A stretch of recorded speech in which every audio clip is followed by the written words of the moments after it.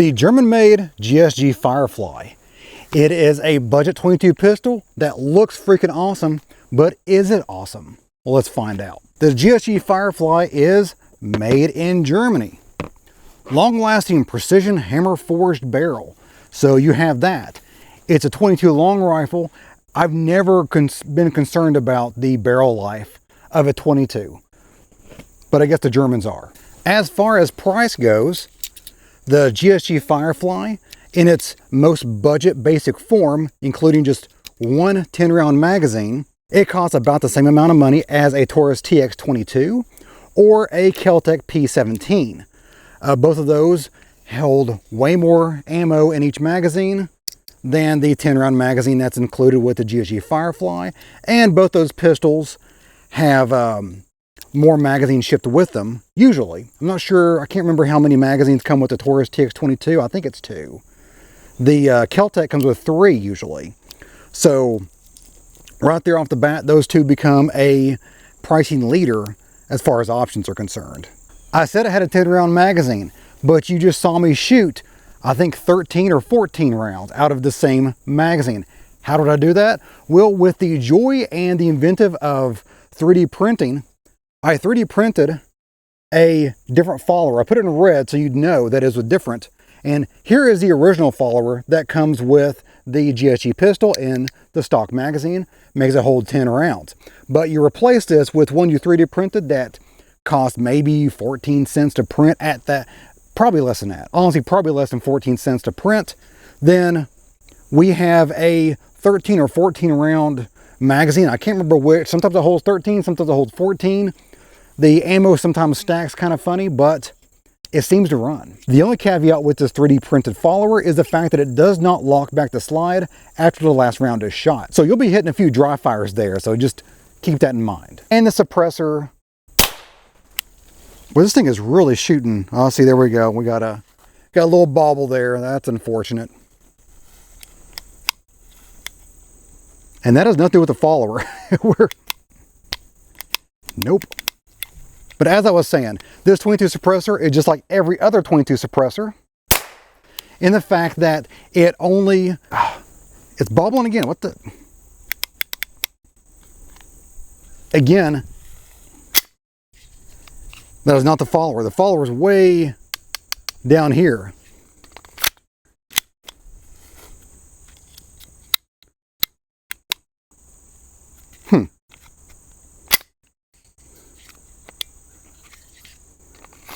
Interesting. Okay. So as I was saying, the 22 suppressor I've got on here is threaded in 1/2 by 28 threads, just like every American 22 suppressor should be threaded in.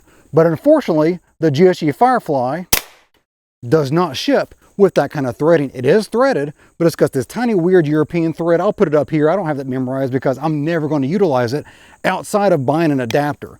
So on top of having 10-round magazines that sometimes work, and you only get one magazine, if you want to suppress it with the threading option, then you've got to buy an adapter, which is unfortunate as well, because they're not free.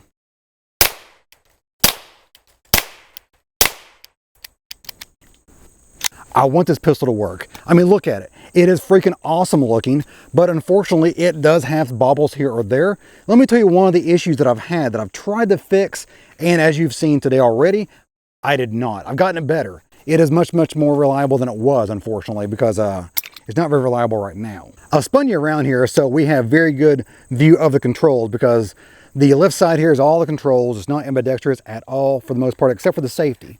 It does have a safety on both sides of the slide, but that's about it. So on the left side here, we have a decocker. So if this sucker is cocked, which is a hammer-fired 22, which is unusual, you can hit that lever down here and decock it. I will test here in a little bit to make sure that it actually does the safety decock versus just fire around, which it could, I don't know. We're gonna find that out here in a second. And there's also the slide lock right there. So if you're using a stock magazine, it will lock the slide back, and that is the slide lock. So you can pull that down and it will let the slide advance and chamber the next round. Unfortunately, it is made out of a recycled Bud Light can. It is very, very weak, very wimpy. And where my thumb automatically sits on that, it bends the whole internals into the slide, slowing down the slide. It rubs against the slide and unfortunately slows it down to the point where it jams up and has malfunctions, fail to feed usually. It's got plenty of power to eject the round, but not enough to chamber the next one. Here's the 3D printed follower I was telling you about, and I replaced it with the factory standard follower, which you can see those rounds only take up half that magazine, which is insane. You should be able to fit at least 13 or 14 rounds in this sucker, but I guess they wanted to make it 50 state legal, so it only holds 10 rounds. Along with the 10 round magazine, I've replaced the suppressor with a Silencer Sparrow, so there should be some first round pop on this. We'll see how bad the first round pop is on a Silencer Sparrow and the GSG Firefly. If you're concerned about that or confused about what I'm talking about, I have a whole video about 22 suppressors right there. So let's go ahead and put 10 rounds down range. Go ahead and still just focus on that target there.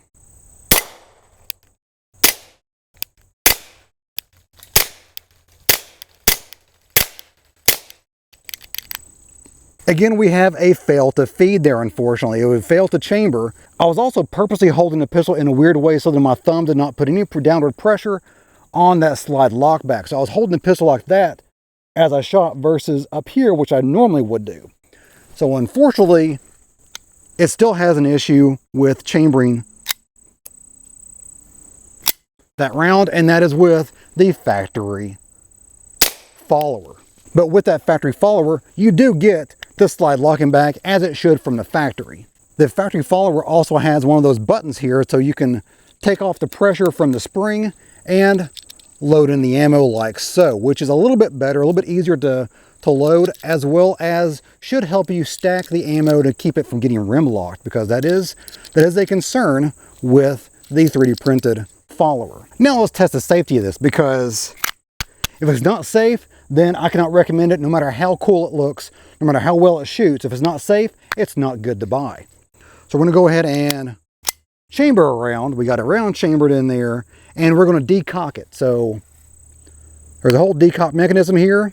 Make sure I'm pointed down range, and okay, that works. It decocks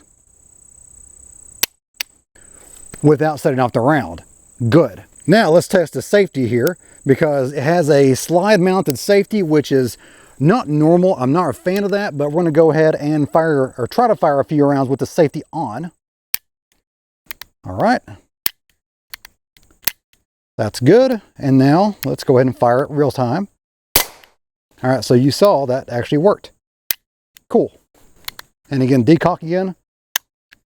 Decockers always make me nervous. I have seen decockers fail. Now, normally they're on surplus firearms. Actually, a German surplus P38 has a decocker, and it did not go well. I've seen those go off when people were just haphazardly decocking it on the live chambered round. Even though I've tested that decocker out and it does work here on the range, I will not be trusting it, and neither should you. You should never trust a decocker, because all it needs is just one time for it to screw up. A sliver of brass or a sliver of lead from the bullet to get jammed up in the mechanism to make that decocker not work. I've now donned my Air Pro, and we're going sand suppressor so you can hear her sing, and we're gonna see if we can get those two other shotgun shells down. Yep.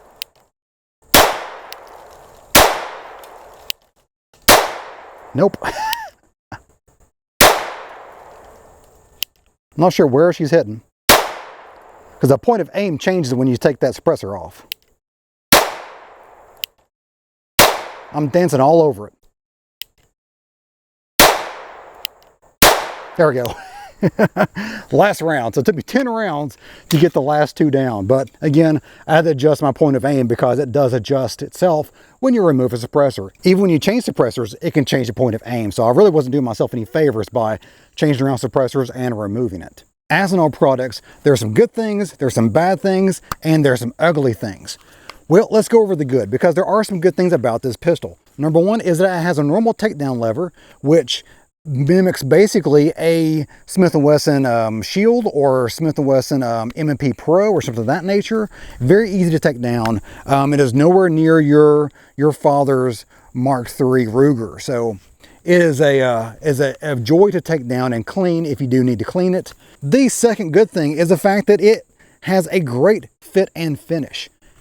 When I got this, it was completely nice and uniform. There is no scratches. Well, I put some scratches on it, but there's no scratches. The aluminum or alloy slide is perfect. There's no swirl marks from the milling process or anything of that nature. It's just a very clean, very good looking pistol. The frame of it is a polymer, and again, the color matches perfectly. Sometimes when you have a metal slide up against a polymer frame, the two colors, even though they're supposed to be the same, don't quite match. This does, because the slide is painted and the polymer frame, that's the color of the polymer. So they really went through a lot of trial and error to get that matched up perfectly, and it does. The third good thing about the GSG Firefly is the fact that it looks awesome. It looks like a SIG Mosquito, which looks like a SIG in general, and it has all the cool controls. It's got the cool decocker, it has the slide mounted ambidextrous safety, so you have that is pretty cool. While it is threaded in a weird European threading that we don't use in the USA. So if you want to put a suppressor on your GSG Firefly and you are located in the land of freedom, then you're gonna have to buy an adapter to put your 1/2x28 suppressor on there. The second bad thing is it only comes with one magazine, and that magazine only holds 10 rounds from the factory. And the ugly, it's unreliable. That is a no-go for me. It's got to be reliable. While it does shoot every time you get something in the chamber, sometimes it fails to feed, and that's really the only issue it has, is a failure to feed. Is there a quick fix to that?